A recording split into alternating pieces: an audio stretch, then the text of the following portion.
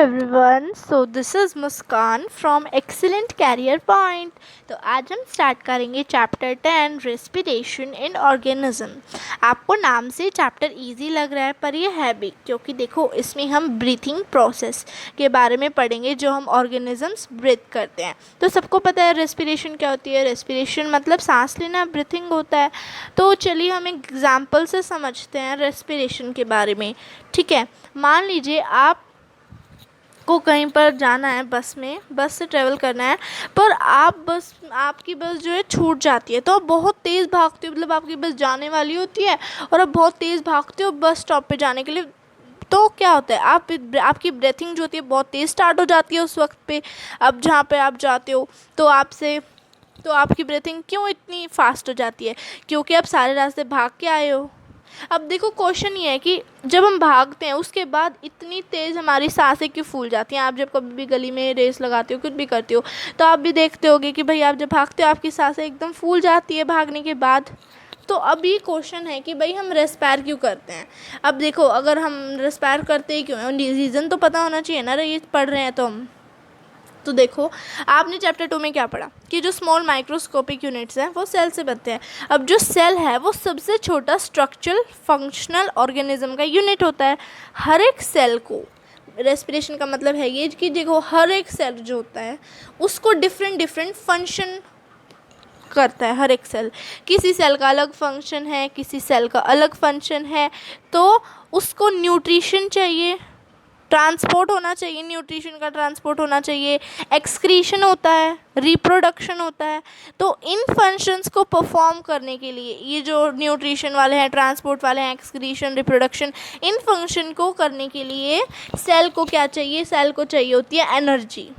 जब आप खाते हो, सोते हो, पढ़ते हो, तो आपको तब भी एनर्जी चाहिए होता है। अब जैसे मैं बोल रही हूँ तो मेरे पास एनर्जी है तभी मैं बोल पा रही हूँ। अगर मैं रेस्पायर नहीं कर रही हूँ, मेरे को एनर्जी नहीं मिल रही है मुझे, तो मैं बोलूँगी थोड़ी ना, मेरे से बोला तो जाएगा ही नहीं फिर उसके बाद। तो अब एनर्जी आती कहाँ से है? तो एनर्जी फूड के अंदर होती है। फूड जब हम खाते हैं तो उससे हमें एनर्जी मिलती है। अब रेस्पिरेशन की तरह जो फूड है वो अपनी एनर्जी को रिलीज़ करता है। देखो यहाँ पे आप देख सकते हो इस लाइन में, the food has stored energy. Food के अंदर एनर्जी होती है जो कि रेस्पिरेशन की प्रोसेस के वक्त एनर्जी रिलीज़ होती है।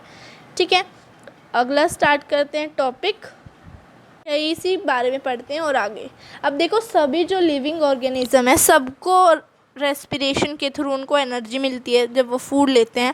तो जब हम ब्रीथिंग करते हैं, हम एयर में ब्रीथ करते हैं। सबको पता है कि एयर के अंदर ऑक्सीजन होता है। तो during breathing we breathe in air, you know that air contains oxygen. हम पर जो एयर ब्रीथ करते हैं, 5th क्लास से पढ़ते आ रहे हो आप, कि जब हम एयर को ब्रीथ करते हैं तब हम कौन से एयर को ब्रीथ करते हैं? ऑक्सीजन। लेकिन जब हम आउट करते हैं, तो हम निकालते हैं एयर को, तब हम कार्बन डाइऑक्साइड को आउट करते हैं।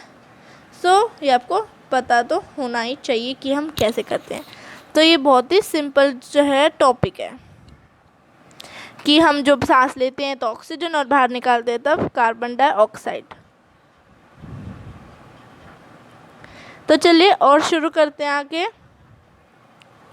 अब देखो, जब हम एयर लेते हैं, हम एयर को ब्रीथ करते हैं, तो वो हमारे सभी बॉडी पार्ट्स में ट्रांसपोर्ट होता है ना। सभी बॉडी पार्ट्स में ट्रांसफ़र होता है जो भी हम एयर ब्रीथ करते हैं, ऑक्सीजन।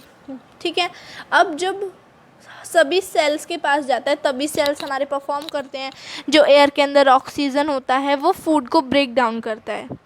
हमें पढ़ा ना कि भाई जब हम रेस्पायर करते हैं तभी फूड ब्रेक डाउन होता है। तो जब हम ऑक्सीजन हमारे अंदर जाता है तभी हमारे फूड का ब्रेक डाउन होता है। तो the process of break down कहाँ पे बता रही हूँ मैं? देखो यहाँ पे, the process of break down of food in the cell with the release of energy is called cellular respiration. ठीक है, कौन सी प्रोसेस? वो वाली प्रोसेस जिसमें ब्रेक डाउन ऑफ फूड होता है हर एक सेल के अंदर और जिससे कि एनर्जी भी रिलीज़ होती है, उसे बोलते हैं सेलुलर रेस्पिरेशन। कौन सा रेस्पिरेशन? Cellular respiration. तो सेलुलर रेस्पिरेशन सभी ऑर्गेनिजम्स में होता है, सेल्स में। ठीक है, और देखते हैं अब जो सेल है, फूड मीन्स ग्लूकोज भी बोलते हैं। तो जो सेल है वो फूड को ब्रेक डाउन करता है कार्बन डाइऑक्साइड और वाटर को यूज़ करके। अब मैं आपको बताती हूँ, जो सेल है, आप जब ऑक्सीजन रेस्पायर करते हैं तो जो सेल होता है वो फूड को ब्रेक डाउन करके उसको कार्बन डाइऑक्साइड और वाटर में बदल देता है। किसके थ्रू? ऑक्सीजन के थ्रू। तो अब एक और रेस्पिरेशन का पता लग गया। इसमें क्या था, जब हमारा ब्रेक डाउन होता है सेल के अंदर, जब फूड ब्रेक डाउन होता है और एनर्जी रिलीज होती है, उसको कहते हैं सेलुलर रेस्पिरेशन। पर वो वाली रेस्पिरेशन जिसमें break down of glucose, food का ही ब्रेक डाउन होता है लेकिन वो ऑक्सीजन की हेल्प से होता है, तो उसको बोलते हैं एरोबिक रेस्पिरेशन विद द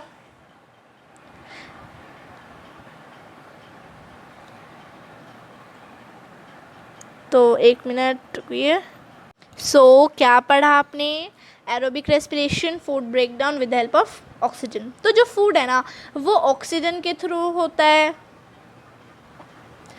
तब तो होता है वो एरोबिक। जो आपका फूड है वो ब्रेक डाउन होता है विदाउट ऑक्सीजन, तो उसको बोलते हैं एनारोबिक रेस्पिरेशन।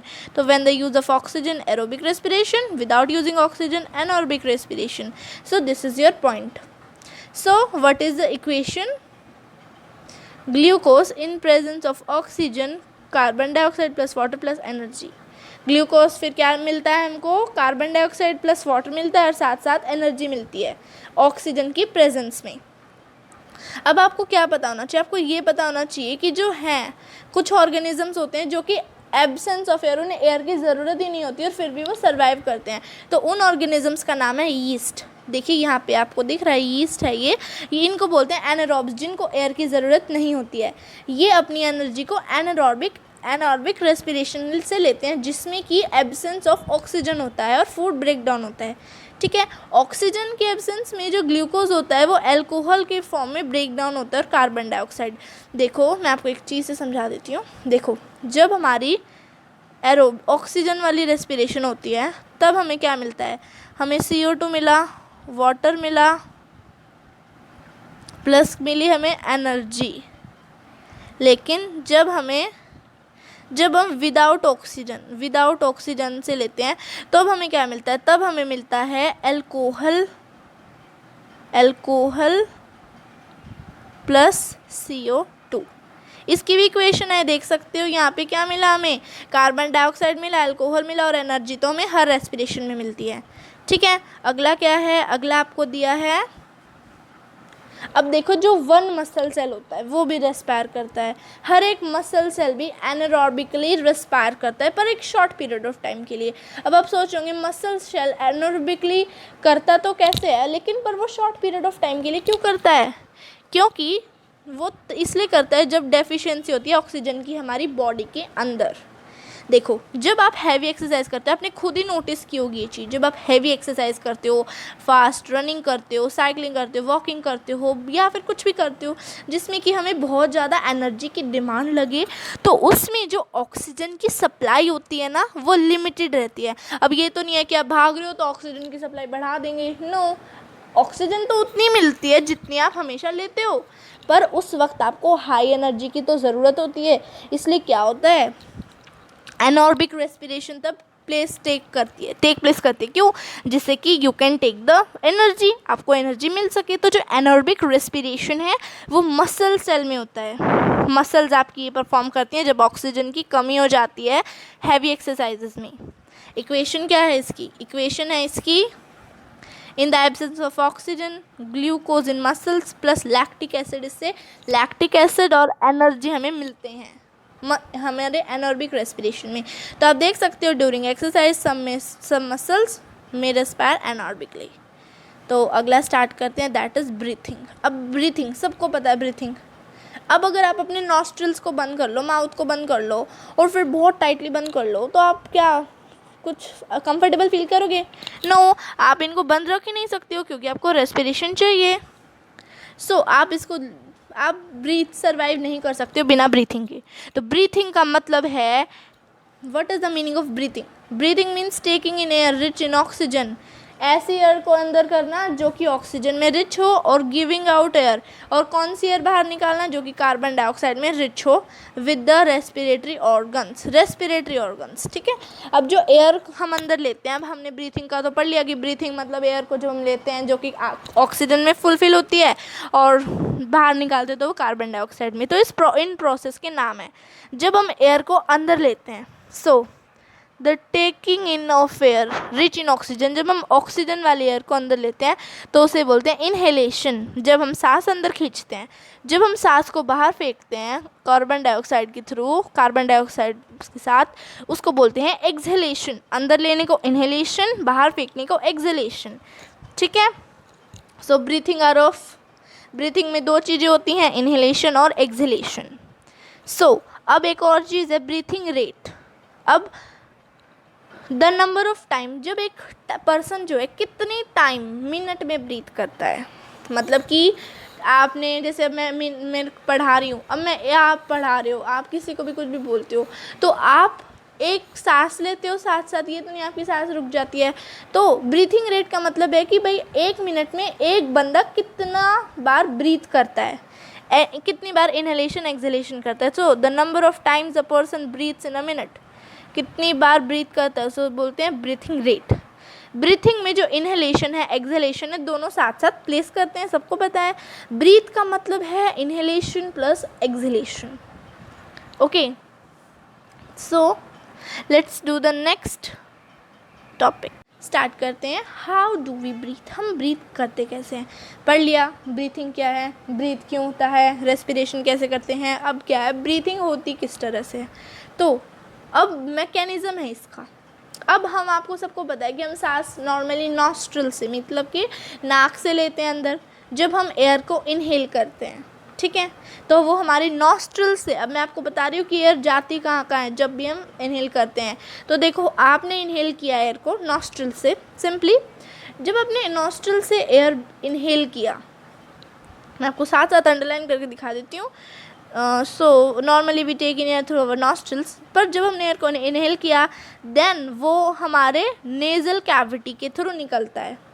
नेज़ल कैविटी के वहाँ से वो जाता है लंग्स के पास विंड पाइप के थ्रू। फर्स्ट वो गया नॉस्ट्रल्स में, फिर गया नेज़ल कैविटी में, फिर लंग्स में और विंड पाइप के थ्रू। लंग में किस तरह के, विंड पाइप के थ्रू। फिर जो लंग्स हैं वो चेस्ट कैविटी में होते हैं, चेस्ट में होते हैं, ठीक है। जो ये कैविटी है वो रिब्स होती हैं इसकी तरफ, आप सबको पता है रिब्स होते हैं ना क्या। तो अब एक लार्ज मस्कुलर शीट होती है डायफ्राम, जो कि चेस्ट कैविटी का फ्लोर होता है। ब्रीथिंग यहीं से होती है। अब जब इनहेलेशन का प्रोसेस होता है ना, तब हमारे रिब्स, ये सबसे मेन पॉइंट है, क्वेश्चन आंसर भी है इसका एक, तो ये ध्यान से समझो मैं जो बता रही हूँ। तो जब इनहेलेशन होता है, ड्यूरिंग इनहेलेशन जो रिब्स हैं वो बाहर की तरफ मूव अप होती हैं आउटवर्ड्स, और डायफ्राम जो है नीचे होता है। इनहेलेशन की प्रोसेस में रिब्स ऊपर की तरफ होती हैं और डायफ्राम नीचे की तरफ होता है। ये मूवमेंट करने से हमारे लंग्स के अंदर स्पेस बढ़ जाती है और फिर एयर हमारे लंग्स के अंदर आ जाती है और फिर हम इनहेल करते हैं। एक्सहेल कैसे होता है, एक्सहेल के वक्त जो रिब्स हैं during exhalation the ribs move down move होते हैं और इनवर्ड्स अंदर की तरफ सिकुड़ते हैं, और डायफ्राम जो है अपनी दूसरी पोजीशन में हो जाता है। पहले तो जैसे वो डाउन होता था तो अप हो जाता है एक्सहेलेशन की प्रोसेस में। तो इससे क्या होता है, साइज़ कम हो जाता है, जिससे कि हमारी चेस्ट कैविटी से एयर बाहर निकल जाती है और एक्सहेलेशन होती है। तो बहुत ईजी था ना। सो अब देखो ये डायग्राम भी आपको दिया है। So here is the diagram. सबसे पहले रेस्पिरेटरी सिस्टम का डायग्राम है, समझा देती हूँ। एयर गई नेज़ल पैसेज से, फिर कहाँ गई, विंड पाइप के थ्रू लंग्स में पहुँची और फिर वैसे ही बाहर निकल जाती है। अब हम बात क्या कर रहे थे, इनहेलेशन और एक्सहेलेशन होता कैसे, तो इसके भी यहाँ पे डायग्राम्स दिए, तो वो भी समझने बहुत ही इम्पोर्टेंट है। देखो ये रहे डायग्राम्स। अब जो हमारी mechanism of breathing in human beings, A में आप देख सकते हो या इनहेलेशन है या एक्सहेलेशन है। तो जो इनहेलेशन आप देख सकते हो, एयर यहाँ से अंदर आई, फिर जो रिब्स हैं वो ऊपर खड़े हो गए। देखो यहाँ पे रिब्स ऊपर आ गए, यहाँ पे भी ऊपर आ गए, और डायफ्राम जो है नीचे आ गया। इससे क्या हुआ, यहाँ का स्पेस बढ़ गया। उसके बाद एयर अंदर आई और इससे कौन सी प्रोसेस हुई, इनहेलेशन। एक्सहेलेशन का देख लेते हैं अब एक्सहेलेशन में एयर बाहर जा रही है तो रिब्स अंदर हो गए, यहाँ भी रिब्स अंदर हो गए, और डायफ्राम जो है वो पीछे की तरफ आ गया, जिससे कि क्या हुआ, यहाँ का स्पेस तो कम हो गया, इससे एयर बाहर पुश आउट हो गई। तो ये है हमारा, ठीक है। बहुत आसान है। अपोजिट होता है इनहेलेशन में बाहर की तरफ हो जाती हैं चीज़ें और एक्सहेलेशन में अंदर की तरफ। तो आगे पढ़ते हैं। What do we breathe out. अब ब्रीथ आउट हम क्या क्या बाहर ब्रीथ आउट करते हैं। अब मैंने आपको बताया था कि बाहर हम कार्बन डाइऑक्साइड ब्रीथ आउट करते हैं और अंदर लेते हैं ऑक्सीजन। तो अब हम क्या सिर्फ हम कार्बन डाइऑक्साइड को ब्रीथ आउट करते हैं, किसी और चीज़ को नहीं? तो उसी बारे में हम अभी पढ़ेंगे। अब हम ब्रीथ आउट क्या क्या करते हैं, तो ब्रीथ आउट में देख लेते हैं। हम दोनों चीज़ें थोड़ी थोड़ी परसेंटेज में ब्रीथ आउट करते हैं। तो इसके लिए आपको एक अलग से यहाँ पे आपको बॉक्स दिया गया है, देखिए, the percentage of oxygen and carbon dioxide inhaled and exhaled air. यहाँ पे आपको इनहेल्ड एयर और एक्सहेल्ड एयर का क्या दिया गया है, परसेंटेज दिया गया है। तो ये है आपकी इनहेल्ड एयर और ये है एक्सहेल्ड एयर। लंग्स हैं, ये लंग्स से इन एक्सहेल्ड एयर होती है 16.4% ऑक्सीजन और 4.4 कार्बन डाइऑक्साइड। इनहेल्ड एयर जब आप अंदर लेते हो तो 21% ऑक्सीजन अंदर लेते हो और 0.04% कार्बन डाइऑक्साइड को भी आप इनहेल करते हो। समझ लेते हैं अच्छे से। इनहेल्ड एयर में अंदर क्या लेते हो, 21% ऑक्सीजन, 0.04% कार्बन डाइऑक्साइड। एक्सहेल क्या करते हो, 16.4 ऑक्सीजन और 4.4% कार्बन डाइऑक्साइड। ठीक है, तो आगे करते हैं next topic, breathing in other animals. Other animals सब ब्रीथ करते हैं, हम ज़रूरत है हम ही करते हैं, सब ब्रीथ करते हैं। तो अदर एनिमल्स कैसे ब्रीथ करते हैं उसके बारे में हम लोग अभी पढ़ेंगे। अब देखो, जो अदर एनिमल्स हैं वो ब्रीथ कैसे करते हैं। एलिफेंट है, लायन है, काउस हैं, गोट्स हैं, फ्रॉग्स हैं, लिजार्ड्स हैं, इन सब के पास लंग्स होते हैं। जो यहाँ पे आप एनिमल्स देख सकते हो, इन सब के पास क्या होते हैं, लंग्स होते हैं। ह्यूमन बींग्स की तरह ही सेम प्रोसीजर होता है, पर ऑर्गेनिजम्स अलग होते हैं। जैसे कि कॉकरोच हो गए, अर्थवर्म हो गए, बहुत सारी चीज़ें होती हैं। तो अब जो कॉकरोच है वो कैसे ब्रीथ करता है। कॉकरोच एक छोटा सा ओपनिंग होता है जो कॉकरोच का वो होता है हमारा। Let me show you the cockroach system. देखो ये कॉकरोच का है, अब मैं आपको बताती हूँ कैसे। तो जो कॉकरोच होता है ना, उसके साइड में स्मॉल स्मॉल ओपनिंग्स होती हैं। ये उसके ओपनिंग्स हैं, यहाँ पे साइड में छोटी छोटी ओपनिंग्स होती हैं जो कि उसकी बॉडी के साइड में है। अब जो अदर इंसेक्ट्स हैं उनके भी ऐसे ही ओपनिंग होती हैं। इन ओपनिंग्स को हम बोलते हैं स्पैरिकल्स। जो जैसे कॉकरोच है उसके साइड में जो छोटी छोटी ओपनिंग्स है ना, उनको हम ऐसे थोड़ी बोलेंगे कि कॉकरोच है स्मॉल ओपनिंग्स, इनका नाम है स्पैरिकल्स। So you can see here these openings are called spiracles।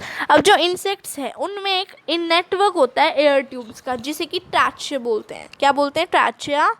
इनके अंदर ये इनकी ट्यूब्स का नाम है, जो कि ये जिससे कि ये एयर को अंदर बाहर करते हैं, तो उसका नाम है ट्रैचिया, जिससे गैस एक्सचेंज होती है। इनकी जो ऑक्सीजन है इन स्पैरिकल्स के थ्रू अंदर आती है और फिर ट्रैचियल ट्यूब्स में आती है। उसके बाद बॉडी टिश्यूज़ मतलब हर सेल में वो भी चली जाती है सिमिलरली। उसके बाद क्या होता है, कार्बन डाइऑक्साइड जो होती है वो सेल्स के अंदर, सेल्स से बाहर भी आती है और फिर स्पैरिकल से बाहर चल जाती है। ऑक्सीजन स्पैरिकल्स के थ्रू से अंदर आई, सेल्स के पास गई और वहीं से बाहर चली गई कार्बन डाइऑक्साइड बन के। ठीक है, ये ट्रैचियल सिस्टम है ना। अर्थवर्म, आपने 6th क्लास में चैप्टर 9 में क्या पढ़ा था कि अर्थवर्म अपनी स्किन से ब्रीथ करते हैं। जो अर्थवर्म की स्किन होती है वो बहुत ही मॉइस्ट, स्लिमी, और जब हम उसको टच करते हैं तो इस तरीके की होती है। जो गैसेस होती है ना वो इनके स्किन्स के थ्रू इजीली पास थ्रू कर सकते हैं। पर जो फ्रॉग्स होते हैं उनके एक पेयर ऑफ लंग्स होता है ह्यूमन बींग्स की तरह। वो अपनी स्किन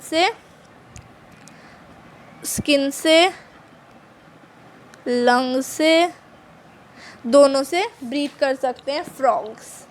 अब ब्रीथिंग अंडर वाटर, अब हमने एनिमल्स हैं वो वाटर के अंदर भी तो होती हैं, जैसे कि फिशेस हैं। अब देखिए यहाँ पे ब्रीथिंग अंडर वाटर। अब क्या आप वाटर के अंदर रह सकते हो, नहीं रह सकते।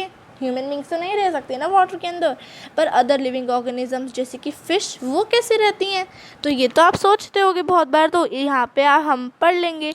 तो अब देखो, आपने 6th क्लास में पढ़ा है कि जो फ़िश है उनको गिल्स हेल्प करते हैं, क्योंकि वाटर के अंदर ऑक्सीजन डिज़ोल्व होती है और गिल्स के थ्रू वो ब्रीथ करते हैं।